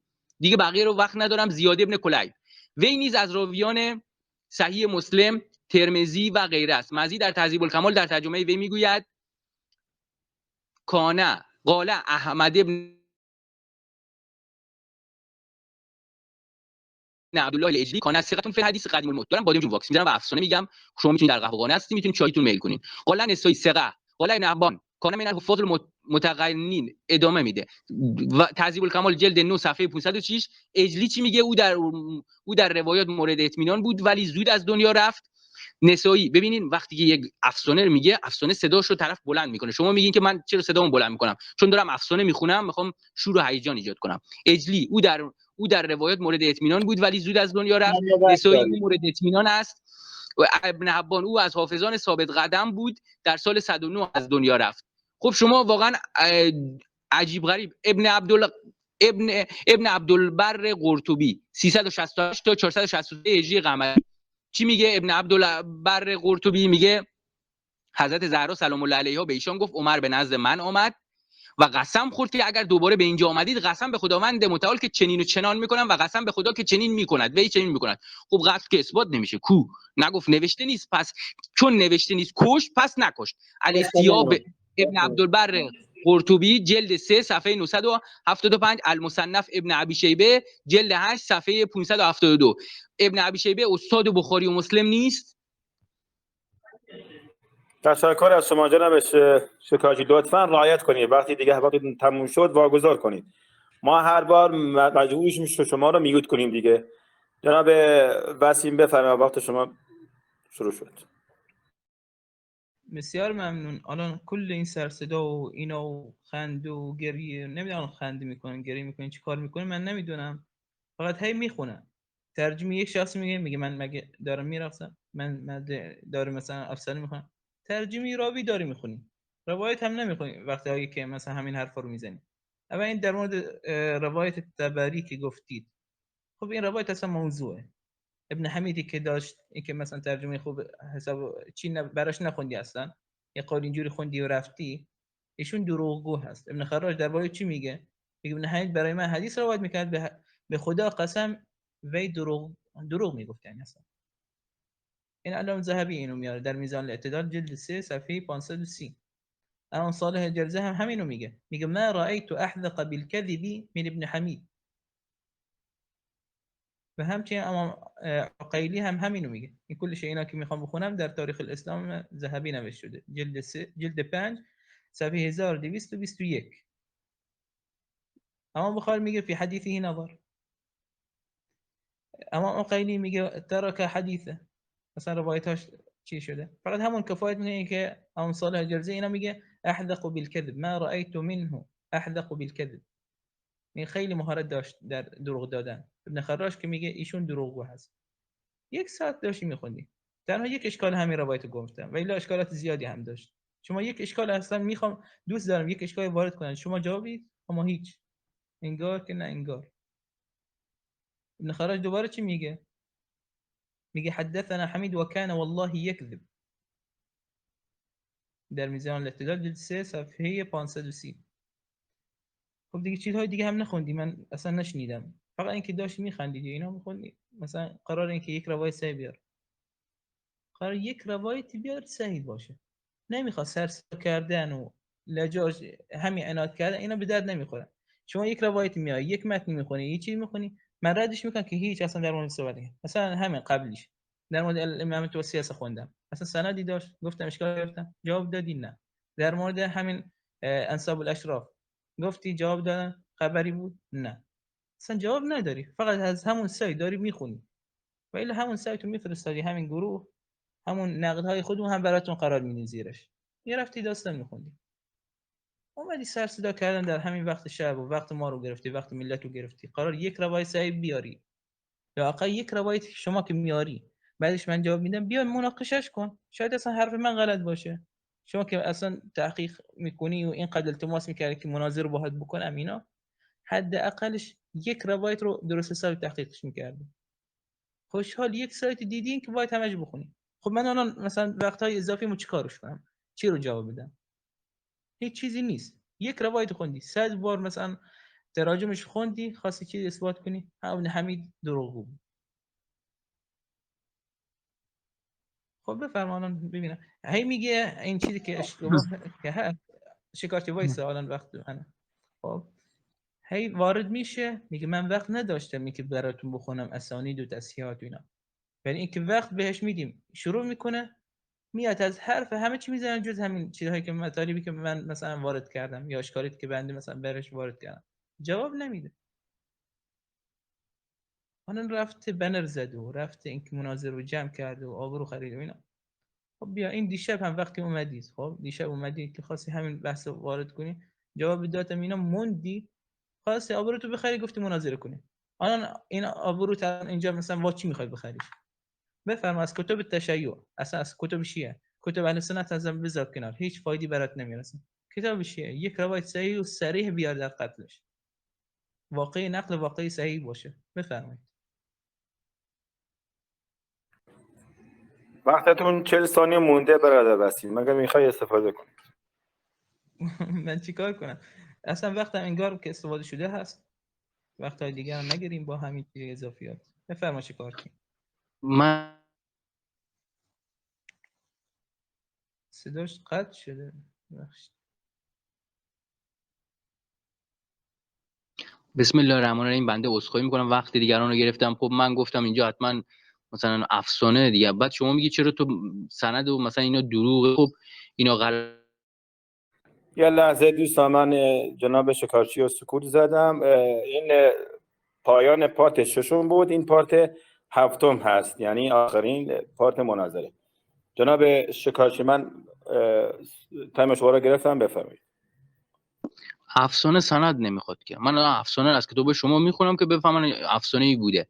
ببینین بعد گفتین که من عذرخواهی میکنم از اعضا که وقتشون رو گرفتم. شما چون عالم بزرگی هستی تو یکی دو دقیقه حرفتی میزنی، ما چون علم که نداریم که. من مثلا از روی دارم میخونم، چون هیچ حالیم که نیست که اونجا هم با برادر سجودی لرب العالمین هم همینجوری دیگه من شکست خوردم دیگه، چون اصلا من یک دونه حدیث که نتونستم بیارم. بعد چرا من باید حتما تصحیح سند رو بیارم؟ من چند تا حدیث رو به عنوان نمونه به عنوان تصحیح سند آوردم دیگه، بقیه رو میخونم دیگه. لازم نیست که من حتما همه رو تصحیح سند بکنم. مقاتل بعدیه 505 هجری قمری، الامامت و خلافه، مقاطع ابن عطیه، صفحه 160 161 که با مقدمی از دکتر حامد داوود استاد دانشگاه عین الشمس قاهره به چاپ رسیده، چاپ بیروت، مؤسسه البلاغ. هنگامی که ابوبکر از مردم با تهدید و شمشیر و زور بیعت گرفت، عمر قنفذ و جماعتی را به سوی خانه امیرالمومنین علیه السلام حضرت زهرا سلام الله علیها فرستاد و عمر هیزم جمع کرد و در خانه را بست. ادامه داره ولی خب چون قتل نوشته نیست پس نکشت. بعد ابوالفدا 732 هجری قمری، تاریخ ابوالفضل جلد 1 صفحه 156 تبع مصر بالمتبعة الحسنیه. ابوبکر عمر را به نزد امیرالمومنین علیه السلام و همراهان وی فرستاد از ایشان را به خانه حضرت زهرا از خانه حضرت زهرا سلام الله علیها بیرون آورد و گفت اگر ممانعت پس با ایشان جنگ بنما. پس عمر با مقداری آتش به سمت ایشان آمد خانه به آتش بکشد. پس حضرت زهرا سلام الله علیها او را دید و گفت به کجا میروی ای فرزند خطاب؟ آمده ای که خانه ما را به آتش بکشی؟ گفت آری، مگر اینکه همان کاری را بنمایید که مردم کردند. پس امیر خب دیگه ادامه داره. صفدی 764 هجری قمری، ان عمر ضرب بطن فاطمه سلام الله علیها یوم البیعه حتی القت المحسن علیه السلام من بطنها، الوافی بالوفیات جلد صفحه 347. عمر در روز بیعت به شکم حضرت زهرا سلام الله علیها ضربه‌ای زد که منجر به سقط شدن محسن علیه السلام از شکمش شد. این یک افسانه است دیگه، یک افسانه رو من نقل کردم. ببخشید وقت شما رو میگیرم. ما ببینین شما ببینید شما چطور میگین که این نقل هستش که مثلا در رو آتش زد یا وارد خانه شد پس شهادت نوشته نیست، پس شهادت نیست. خب بفرضم شهادت نباشه، اون قسمت تک حرمت نیست؟ این سوال من در وقت خودتون جواب بدین، چون وقت شما وقت بعدی دیگه، وقت بعدی مال شما. شما اینو جواب بده آیا حق حرمت از زهرا سلام الله علیها تبعاتش چیه؟ آیا این حضرت زهرا سلام الله علیها همون کسی نبود که پیامبر اکرم صلی الله علیه و آله و سلم هر وقت وارد مجلس میشد خم میشد، دستشو میبوسید، خب جاشو میداد به حضرت زهرا سلام الله علیها، کنارش مینشست، بهش صدا میکرد ام ابیها. خب آیا در معراج پیامبر اکرم صلی الله علیه و آله و سلم دست پیامبری رو بوسید؟ این ثابت نمیکنه که حضرت زهرا سلام الله علیها از همه انبیا جز پدر خودش بالاتره. اینو به من جواب بده. آیا میشه تهدید کرد این شخص رو؟ میشه خونش رو آتش زد؟ میشه درش رو بدون اجازه وارد شد؟ چرا ابوبکر پشیمون بود و اعتراف هم کرد که پشیمون از ورود به خونه حضرت زهرا سلام الله علیها؟ آیا حضرت زهرا سلام الله علیها کسی نبود که جبرائیل علیه السلام و پدرش بدون اجازه وارد خونهش نمیشدن؟ آیا مادر 11 امام نبود؟ دختر اول شخص خلقت نبود؟ جایگاه پدری، جایگاه مادری نداشت برای حضرت زهرا برای اول شخص خلقت؟ ام ابیها چیه؟ ما ینطق عن الهوا ان هو الا وحی یوحی آیه توراته یا آیه قرآن کریم؟ میگه جز کلام پیامبر اکرم صلی الله علیه و آله و سلم وحیه. فرمود ام ابیها، یعنی جایگاه مادری داره بر اول شخص خلقت. خب شما بفرما آیا میشه در خونه این شخص بدون اجازه وارد شد تهدید کرد بهش؟ تهدید جرم نیست؟ در گاهی هر جای دنیا برو تهدید جرم نیست؟ تهدید آزار نیست؟ تهدید عواقب نداره؟ من شما رو تهدید کنم نمیترسی؟ زن حامله رو تهدید کنی؟ زن 18 ساله یا حالا توی روایت ما احتمالاً 18 ساله بوده، اینو فرزند داخل شکمشه تهدیدش کنی، خب این احتمال سخت جنین میره یا نمیره؟ شما اینا رو جواب بده دیگه. یعنی حتما باید قتل رو ثابت کرد؟ آیا آیه قرآن نداریم به الذین یؤذون الله و رسوله لعنهم الله فی الدنیا و الاخره و اعد لهم عذابا مهینا؟ اگه درست خونده باشم، تقریبا درست خوندم فکر می‌کنم، خب کسانی که خداوند متعال و رسولش رو بیازارند، خداوند متعال لعنتش میکنه در دنیا و آخرت، عذاب مهین در اون دنیا دارن اگه درست خونده باشم. خب چون ممکن اشتباه بگم، پس و پیش بگم، به قرآن کریم دروغ نبندم. خب میتونم آیه‌شو بیارم الان، ولی خب الان وقت ندارم. ببینین خب آزار کرد حضرت یا نه؟ اینو به من جواب بده. شهادت هیچی ما نمیخوام. آزار قبول باشه کفر عمر ابوبکر. اینو به من جواب بده. خارج از موضوع هم باشه حقو جواب بده. اینو جواب بده، شبهه رو برطرف کن. چرا هیولا وقت تموم شد. حقش. ببینید جناب شکارچی، ما بارها اینو تکرار کردیم، 20 ثانیه شما اضافه رفتید، من گفتم تموم شد، شما ادامه میدید، هر بارم ما مجبور میشیم شما رو سکوت کنیم. بفرمایید برادر وسیع، وقتتون رو گرفتم، بفرمایید. والا من موندم اینکه ته دستی اینا چیه، چی میذاره، چرا مطالعه مناظره میکنن، چرا اصلا وارد گروه های اهل سنت میشم، اون هم متکبرانه و نه چیکار میکنه، اعصابش خورد کرده و نه چیکار میکنه. اینا میگه افسانه نیاز به سند نداره. خب افسانه تا میگی یعنی دروغه، اساطیر هست، دروغ هست دیگه، نیاز به چه سندی میخواد دروغ اثبات بشه؟ میگه چرا تصحیح کنم؟ خب آقا نمیخواد تصحیح کنی، همون سندشو میخوندی، همین کلام عربیش حد اقلش میخوندی. مثلا شما چی رو خوندی؟ تازه از کتاب صفدی خوندی، گفتی صفدی، خب از علامه صفدی. ایشون چی میاره؟ ایشون شهرستانی غیر مثلا همین جمله رو تکرار میکنه، ان عمر ضرب بطن فاطمه، راجع یک شخص صحبت میشه، نظام یک شخص معتزلی گمراه بوده. خب میگه و منها، در مورد این شخص صحبت میکنه، و منها میل الى الرفض، میگه که از گمراهیش چیه؟ اینکه میل داره، همین مایل به تلفظ رافضیگری بوده. تا اونجا میگه ولكن كتمه عمر ببخشید وقال نص النبي صلى الله عليه وسلم على أن الإمام علي وعينه عرفت الصحابة ذلك ولكن كتمه عمر لأجل أبي بكر. إن كلام كيرو دار الناخذ كنا هم النزام رو. وقال إن عمر ضرب بطن فاطمة، إن عمر ضرب بطن فاطمة. این داره میگه اقوال همین یکی از گمراهیاش که مائل به رافضیگری هست، یکی از اقوالش اینکه میگه اعتقاد داشته عمر شکم فاطمه زهرا رو زده. میخونی که فکر کردی مثلا علامه صفدی یا شهرستانی و غیره مثلا همین رو اثباتش کردن؟ نه، این دارن ردش میکنن، دارن گمراهی های شخص ذکر میکنن. و اینکه گفتی حد که حرمت و اینا الان خارج شدین که گفتی خب الان مثلا روایت صحیح ندارین در این باره که کشته، خب چرا حد که حرمت شده، چرا رفته به در خونش اینجوری گفته؟ گفت اولش جواب دادم، گفت اصلا همون تهدید هر چی که هست با متوجه حضرت زهرا نیست، متوجه همون کسانی که داخل بودن. لو حرقن علیهم الباب، نه علیکی، علیهم یعنی حضرت علی با حضرت زبیر. اما اینکه گفتی چرا حد که حرمت چرا اینجوری گفته، خود امام علی چنین اعتقاد داره. در خطبه 6 نهج البلاغه اینو میگه، در نامش ببخشید در نامه 6 نهج البلاغه اینو میگه فإن خرج عن امرهم خارج بطعن او بدعه ردوه الى ما خرج منه. اگه یعنی بعد از اینکه شورا رسیدن، یعنی با شورا مثلا یک شخصی رو معین شد به عنوان خلیفه، اگه شخصی خلاف اینا رو گفت اینا رو برمیگردونیش، اما یعنی نصیحتش میکنین که برگرده و مانند مسلمین بیعت کنه. بعدش هم آیه چی میگه؟ فإن ابى قاتلوه على اتباعه غیر سبیل المؤمنین، که اگه ابا کند و بیعت نکند پس چی؟ بری با اونو میکشی اصلا، یا با اون میجنگی. به چه سبب؟ به سبب اینکه طریق غیر سبیل المؤمنین رفته، مانند مؤمنین بیعت نکرد. اینجا هم حضرت عمر اومده با همین روایت ضعیفی که شما صدا کردین، گفتیم البته بگیم صحیحه، اومده گفته اینا چرا بیعت نکردن، باید بیان بیعت کنن مانند مسلمین. همین طبق نامی 6 نهج البلاغه هست. خب دیگه ندارید دیگه، چیز دیگه هم نداشتی، همین داستان ها برامون میخوندی، یا اگه تقطیع شده مثلا در همین سایت ها میخونی بهتون دادم.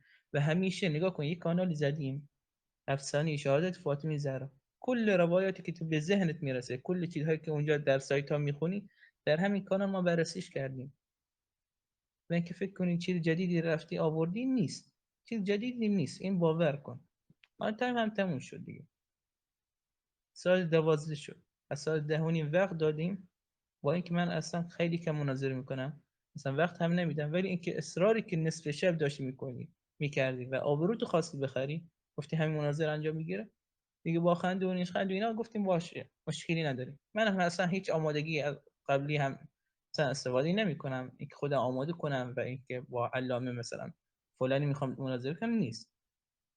من جایی بودم اومدم اینجا مثلا همین چند دقیقه قبل تایم مناظره که 30 ثانیه وقت داری برادر. خب اگه حرفی بوده، سندی بوده، چی بوده، از اول تا الان من جوابش نداده باشم، بیاد تکرارش کنه من جوابش بدم در همین 30 ثانیه. البته ایشون هم سکوت زده. خب دیگه تایم دیگه هم هست یا این تموم شد؟ خب برادر راشین، تایم شما دیگه تموم شد. حالا به هر دو مناظره کننده 7 دقیقه جهت جنبندی داده میشه. جناب شکاری شما شروع کنید، بفرمایید دیگه، آخرین تایم جنبندی کنید. بسم الله الرحمن الرحیم. خسته نباشید. ببینید من روایاتی دادم در این که در این موضوع، ولی خب ایشون میگه که آقا چرا مثلا بعضیاشون سندشون بررسی کردم ولی وقت نداشتم. خب خودتونم میدونید من هم عربی داشتم، هم آدرس صفحه داشتم، هم فارسی داشتم، هم توثیق روایات رو داشتم، یعنی اشخاص و توثیق اشخاص رو داشتم. بعد ایشون خب دیگه همیشه گفتش افسانه است. خب ما هم گفتیم افسانه است. پس این سوال منو فقط جواب بده، این دین شما افسانه میشه یا نمیشه؟ آخه این که این همه افسانه نقل میکنه تو کتابای خودتون، من این همه رو فقط 2 تا روایت از شیعه دادم، بقیه همه از کتاب خودتون بود. خب کتاب شما میشه افسانه دیگه، یعنی علمای شما، ابن جریر طبری عالم بزرگ شما، این میشه افسانه سرا دیگه. این افسانه رو من از خودم که نگفتم، از کتب شما گفتم. خب بعد گفته لیحرقن الباب علیهم، یعنی عمر تهدید کرده آتش زدن خونه رو برای کسانی که غیر از حضرت زهرا سلام الله علیها بودن. اینو قبول کرد طرف مناظره من و قبول داشت که حضرت زهرا سلام الله علیها توی این خونه بود. خب حضرت زهرا سلام الله علیها توی این خونه باشه، من دیگران رو تهدید کنم به آتش زدن خونه، این تهدید شامل حضرت زهرا سلام الله علیها میشه دیگه. یعنی میخواست حضرت زهرا سلام الله علیها رو خارج کنه از خونه. بفرما دختر رسول، شما دختر اول شخص خلقت، بفرما از خونت بیرون، ما بخوام خونه تو رو آتش بزنیم. مگه کعبه حرم امنه؟ شما میتونی کسی رو اونجا بکشی؟ اون شخصو باید با احترام به یک طریقی بکشونی بیرون، بگیریش دیگه. میتونی در کعبه بکشی؟ احترام کعبه از بین میره. خب شما چطور میگی که حضرت زهرا سلام الله علیها رو نمیخواست آتش بزنه، دیگران رو تهدید کرد؟ همین حرفت کفر رو ثابت کرده دیگه. کفر عمر و ابوبکر رو ثابت کرده. چرا؟ چون تهدید کرده به اشخاصی که داخل خونه حضرت زهرا سلام الله علیها بودن، به آتش کشیدن اون خونه. خب یعنی چی؟ تهدید کرده، آزار داده حضرت زهرا سلام الله علیها رو، مساوی آزار پیامبر اکرم صلی الله علیه و آله و سلم و مساوی آزار خداوند متعال. ان الذين يؤذون الله ورسوله لعنهم الله في الدنيا والآخره و اعد لهم عذابا مهینا. 57 احزاب. آنان که خدا و رسول را آزار و اذیت میکنند، خدا آنها را در دنیا و آخرت لعنت کرده و بر آنان عذابی با ذلت و خواری مهیا ساخته است. اعتراف کردی که عمر تهدید کرد. عمر به دستور کی تهدید کرد؟ به دستور ابوبکر. پس خلیفه اول و دوم کافر میشن. اینو به من جواب بده در تایم خودت. اینو مرد باش جواب بده، خارج از موضوع هم باشه. خارج از موضوع جواب بده. جواب دادی من سنی میشم، اسممو میذارم عمر، اسممو میذارم سگ. میذارم سگ، هر چی گفتی اسممو میذارم. همه امشب اگه جواب دادی اینو. بعد من این همه مدرک دادم. گفتی در نهج البلاغه امیرالمومنین علیه السلام فرمود که با من جوری بیعت شد که با خلفا بیعت شد، یعنی ابوبکر و عمر. خب این احتجاج ابوبکر و امیرالمومنین علیه السلام به مخالفین خودشه. کجا امیرالمومنین علیه السلام خلافت عمر و ابوبکر رو قبول داشته؟ تو اصل نامه رو نمیاری، کامل نامه رو نمیاری. کامل نامه رو نصر ابن مزاحم اگه اشتباه نکنم گفته و دیگران و یک نفر دیگه گفته. کامل نامه چیه؟ تو نهج البلاغه نوشته و من کتاب له علیه السلام، از نامه امیرالمومنین علیه السلام. یعنی بخشی از نامه. کدوم نامه رو امیرالمومنین علیه السلام بدون اسم خداوند متعال شروع کرد؟ بدون مدح پیامبر اکرم صلی الله علیه و آله و سلم شروع کرد. اصلا نامه بسم الله توش نیست. خب بخشی از نامه است، مشخصه. امیرالمومنین علیه السلام نامه رو با نام خداوند متعال با مدح پیامبر اکرم صلی الله علیه و آله و سلم همه جا خطبه‌اش اینجوری شروع شده. بسم الله نداره نامه امیرالمومنین علیه السلام؟ شما امیرالمومنین علیه السلام دو تا شق رو داره بیان میکنه، دو تا حالت رو میفرماید. چی میگه؟ اگر خلافت به انتخاب مردم بوده، اینا خروج از موضوع نیست که تو رفتی، خارج از موضوع بوده دیگه، من دارم مجبورم جواب بدم. ببین امیرالمومنین علیه السلام فرموده اگر خلافت به دست مردم باشه، به انتخاب مردم باشه، با من طوری بیعت شد که با خلفا بیعت شد. یعنی طبق مبنای شما هم خلافت من درسته، ولی اینو قبول نداره. بعد میاد شق دوم رو میگه. شق دوم رو میفرماید اگر خلافت به دست خداوند متعال بود، بقیه‌شو ذکر میکنه. خب اصل نامه رو تو نمیاری که تخطی میکنی. خداوند متعال لعنت کنه من اگه دروغ میگم، خداوند متعال لعنت کنه کسی رو که تخطی میکنه. خب میگه چرا داد میکشی؟ خب نقال توی وقتی افسانه میخونه، خب توی قهوه خونه، خب چی میکنه دیگه؟ صداشو بالا میبره، پایین میبره. ما افسانه زوراییم، علم که نداریم. بعد نقالم شاهنامه فردوسی داره میخونم. بله شما به من بگو، من از کتاب خودم 2 تا حدیث دادم. پس دین شما خیلی افسانه تر از دین ما میشه اگه افسانه حساب کنیم شهادت حضرت زهرا سلام الله علیها رو. قبول؟ چون من از 2 تا از کتاب خودم حدیث دادم، این همه از کتاب شما. شما اینو جواب بده، بگو دینت افسانه میشه یا نمیشه؟ تو میگه افسانه است دیگه، اینا افسانه، علمای شما همه افسانه پس داشتن نقل میکردن، درسته؟ این افسانه است دیگه، شما مگه اینو نمیگی؟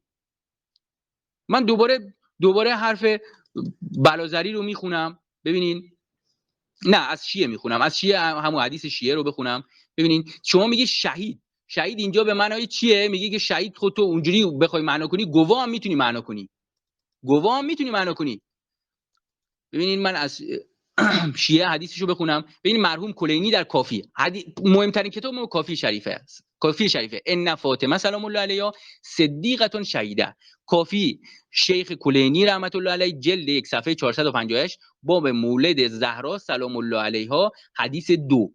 ترجمه روات محمد ابن یحیی، شیخ مرحوم کلینی رحمت الله علیها. یک دقیقه تا پایان جمع‌بندی مناظره وقت دارید. ببینین شما همیشه میگین، من اینم دیگه نمیخونم، شما همیشه میگین آقا این افسانه بود و نمیدونم تصحیح سند رو باید بیاری. در کتاب خود صحیح بخاری که صحیح ترین کتاب شماست، برادر قرآن کریم شماست، قهر حضرت زهرا سلام الله علیها از ابوبکر تا آخر عمرش هست. به هر دلیلی باشه، قهر نشان دهنده چیه؟ غضبه. ببینید در احادیث زیادی دارین که 2 روز بیشتر نمیشه با مسلمون قهر کرد یا با مؤمن. چرا این قهر بیشتر از 2 روز طول کشید تا به وفات یا شهادت رسید؟ آیا حضرت زهرا سلام الله علیها به ابوبکر نفرمود که تو رو در هر نمازی نفرین میکنم؟ منو لعنت کنه خداوند متعال اگه دروغ میگم. والله بالله تالله قسم اینو فرمود. قسم میخوری که نفرمود؟ حضرت زهرا سلام الله علیها رو عمر کشت. والله بالله تالله قسم عمر کشت. والله بالله تالله قسم. قسم میخوری نکشت؟ تمام خب، شد شما وقت شما تموم شد. وایس رو بذارین در گروه. ویسا نوبت من مونده فکر کنم. آره برادر وسیم شما بفرما، وقت 7 دقیقه وقت داری تا جنبندی مناظره. اسم خودشو سگ گذاشت، اسم خودشو اینقدر فاش به خودش داد، لعنت داد، هر غلط که بود برای خودش موجه کرد. وقتی اینکه در حد مناظره نیستیم، در حد بحث کردن نیستیم، خب نیاز نیست اینجا بیای داغ کنی، به خودت فاش بدی، به دینت فاش بدی، به هر اسم خودت رو عوض کنی، اسم حیوان بزن. اینا چی این بازی گوشی ها؟ این که این مظلوم نمایی کردن ها، نوح سرایی، سینه زنی، دم پای رو سر خودت بزن، خب این کاری برات اصلا حل نمیکنه. من از اول صبح گرفتم باهات همین که اول صبح، البته اینکه می اومدی التماس میکنن که برای مناظره کردن، از اول تایمی که شروع شد میای میگی هی مناظره، هی مناظره، هی روایت، سند، تقطیع، اینا هیچ هم نخوندی. آخرش گفتین که در مورد تهدید دوباره برگشتیم، در مورد تهدید گفتین که کفر حضرت عمر و ابوبکر میشه. مثلا نگاه کن، الان برات یک روایتی بخونم که بدونی قبول کنی اصلا اونجا قتلی صورت نگرفته، از کتب خود تشیع میخونم. خب نگاه کن در بهار الانوار جلد 28 صفحه 227 با سند روایت میکنه. آخرش اینو میاره، روایت خیلی طولانیه. میگه فضرب عمر الباب برجله فكسره، حضرت عمر درو اصلا شکن با پاش. وكان من سعف ثم دخلوا فاخرجوا عليا ملببا فخرج فاطمه فقالت، میگه اونجا حضرت علی رو بیرون بردن، بعدا حضرت فاطمه اومد بیرون، چی گفت به حضرت ابوبکر؟ اتريد ان ترملني من زوجي؟ آیا میخوای مثلا زوجم بکشی من هر ارمله باقی مونم؟ والله لن تكف عنه لانشرن شعري ولا اشقن جيبي ولا اتين تا آخرش. که اگه مثلا حضرت علی رو ول نکردید من میام اصلا موهامو در میارم، لباسامو پاره پاره میکنم. این چیزهایی که مثلا در کتب تشیع اومده، همین افسانه که وارد کردید. خب بعدش میاد میگه فقال علی لسلمان ادرك ابنه محمد فاني ارى جنيني المدينه كفاء الى آخرش. بعدا سلمان با حضرت فاطمه صحبت میکنه در ادامه روایت. حضرت علی بردنش اینکه بیعت کنه و برگرد. خب نگاه کن، وارد شدن، حضرت علی رو بردن، در رو شکوندن، نه چیکار کردن؟ ولی اینجا در این روایت اصلا ذکر نمیکنه که حضرت فاطمه کشته شده یا که بهش آسیبی رسونده باشن یا هیچی اصلا. اما اینکه سبب سقط محسن در کتاب مأساة الزهراء برای جعفر مرتضی عاملی صفحه 144 جلد 2 چی آورده؟ یک روایت نقل میکنه یا یک نقلی داره في معرفة حجج الله على العباد إن فاطمة رضي الله عنها از خودم میگم خب اسقطت المحسن بعد وفاة رسول الله ولعلها اسقطته من فرط جزعها واضطرابها. میگه سبب سقطش چی بوده؟ سقط جنینش همین محسن، میگه به خاطر خیلی جزع و فزع داشته. همون روایت که اولی برات میخوندم از اصول کافی که خیلی دخل حزن شدید. میگه که اینجا هم هست. و حتی کاشف الغطاء علامه تشیع یه قولی داره، اگه الان پیداش کنم برات بخونم چون دیگه هیچی نگفتی، من مجبورم دیگه همین کارا رو بکنم. اونجا میگه اصلا من عقلم قبول نمیکنه این که عرب بیاد که دست یعنی یه سیلی به حضرت زهرا بزنه، همین حرف داره میزنه. خب اصلا این تعجب میکنه. اگه قولش هم پیداش کنم الان آره پیداش کردم در جنة المأوى صفحه چند میفته 135 میگه ولكن قضية ضرب الزهراء ولطم خدها مما لا يكاد يقبله وجداني. میگه اینکه قضیه زدن زهرا و اینکه سیلیبای زدن اصلا میگه وجدانم اون قبول نمیکنه. و يتقبله عقلي، يعني لا يتقبله عقلي، منظور اینکه عقل هم باور نمیکنه. و يقتنع به مشاعري، و شعور هم قانع بشه. لا لأن القوم يتحرجون ويتورعون من هذه الجرأة العظيمة. میگه اصلا این مردان، بعدش در ادامه میگه تقالید و رسم و رسوم عرب چنین نبودن که بیان بزنن. حتی علامه خویی هم از قولش گرفته شده که وقتی ازش سوال صریحی میپرسن میگن آیا اینو قبول دارین که سند صحیح نداره یا سند صحیح داره، چی میگه؟ میگه ذلك مشهور و معروف. بعد از یک سایت دیگه میپرسن، اونجا هم مراجع شبکه هجر ثقافیه، میگه منظورش چی میتونه باشه؟ اونجا میان صادق شیرازی جواب میده، میگه الجواب من هذا التعبير المذكور في فرض السائل لا يظهر تبني الفقيه لذلك الرأي. میگه این ظاهر جواب خویی دلالت این میده که اصلا چنین چیزی معتقد نبوده. چرا که سوالی چی دیگه بوده، جوابش چی دیگه بوده. خب باز هم تکرار کردی چی رفتی به خود بی شیش، اصلا من رفتی به اولش ندارم. اگه میخوای در مورد این مناقشه کنی هیچ مشکلی ندارم.